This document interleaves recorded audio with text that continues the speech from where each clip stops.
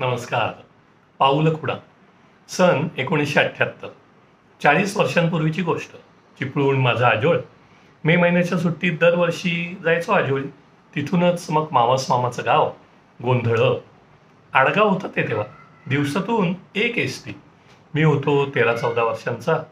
एकट्याने प्रवास करण्यातलं थ्रिल नवीन होतं. मामाला विचारलं, कसं यायचं ते सांग. हल्लीच्या भाषेत डिरेक्शन्स. मामाने सांगितलं, सकाळची पहिली गुहागर गाडी पकड. त्याला सांग गोंधळाला जायचंय.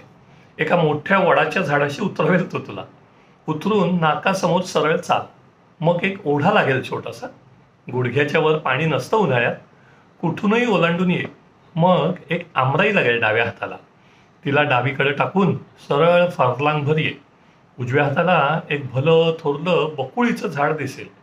खाली सडा पडलेला असला की ओळखशीलच तू. तिथून शेतं सुरू होतात. मधल्या बांधावरून ये. बांधाच्या सुरुवातीला निवडुंग असेल, जपून जरा. बांधाच्या कडेकडेनं आलास की जरा चढण लागेल. त्या डोंगरात करवंदाची जाळी आहेत भरपूर. खा हवी तेवढी वाटेत. अंगाला चीक लावून घेऊ नकोस मात्र. खिंड चढून वर आलास की पल्याड खाडी दिसायला लागेल. तिथपावे तो चालत ये. त्या खिंडीच्या तोंडाशी मोठा पार आहे. तिथे बैल सोडून माणसं बसलेली असतील. त्यातल्या कोणालाही सांग नाना गोंधळेकराकडे जायचंय म्हणून. सोडतील ते आपल्या बैलगाडीने. सन 1998. गोंधळ्याच्याच त्या नानामामाची मुलगी अमेरिकेत असते. ती माझ्या घरी ठाण्याला येणार होती त्यांच्या समर व्हेकेशनमध्ये. मी तिला घरचा पत्ता सांगितला. टॅक्सी कर दादरहून. सरळ हायवेने ये. हायवे संपला की ठाण्याच्या सुरुवातीला आधी जकात नाका आणि मग टोल नाका लागेल.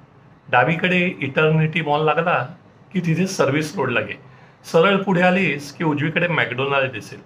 तो फ्लायओव्हर ब्रिज घे. फ्लायओव्हरवरून लांबवर कोरम मॉलची निऑन साईन दिसेल. खाली उतरून त्या रोडला येऊ नकोस. नो एंट्री आहे तिथे. सरळ रिलायन्स सर्कलपर्यंत जा. तिकडे युटर्न घे. डावीकडे उत्सव बार अँड रेस्टॉरंट दिसलं की त्या गल्लीत ये.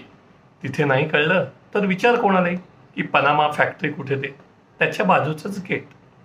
अगदीच नाही सापडलं तर फोन कर मला. सन 2018. मी अमेरिकेत सॅन होजेला त्याच मामे बहिणीकडे चाललोय. तिच्या घराच्या डिरेक्शन्स एका ओळीत सांगितलं तिने. GPS आहे ना. झालं तर मग. तात्पर्य, वीणा पर्यावरण सजगता शिकवायची ठाण्याच्या शाळेत. पहिल्या दिवशी विद्यार्थ्यांना प्रश्न विचारायची. घरून शाळेत येताना वाटेत काय काय दिसतं ते सांगा. सगळे विद्यार्थी दुकानं, बार, क्लास, रसवंतीगृह इत्यादी सारं सांगायचे. फक्त सांगायचे नाही ते एकही झाड माड. निसर्गाच्या पाऊलखुणा जाणवतही नाहीत आपल्याला. इतके आपण पर्यावरण अंध झालोय. खऱ्यात सुनामीपेक्षाही घातक आहे ही मानवनिर्मित अनैसर्गिक सुनामी. गृहपाठ विनंती. आपापल्या घरासाठी जवळच्या स्टेशन, नाका इत्यादीवरून डिरेक्शन्स द्या. अट एकच, फक्त आणि फक्त निसर्गाच्या पाऊलखुणा वापरायच्या. मिजो श्रावण उंबरठा 2018. आजचा बोनस. निसर्गाच्या पाऊलखुणा सुंदर शब्दात वर्णन केलेलं गीत. अक्षरशः चित्र उभं राहतं डोळ्यासमोर. आणि ह्या सगळ्या डिरेक्शन्स प्रमाणे गेलो तर बक्षीस म्हणून भेटेल तिथे ग सजण मला. गायलंय अर्थातच पर्यावरण स्नेही वीणाने.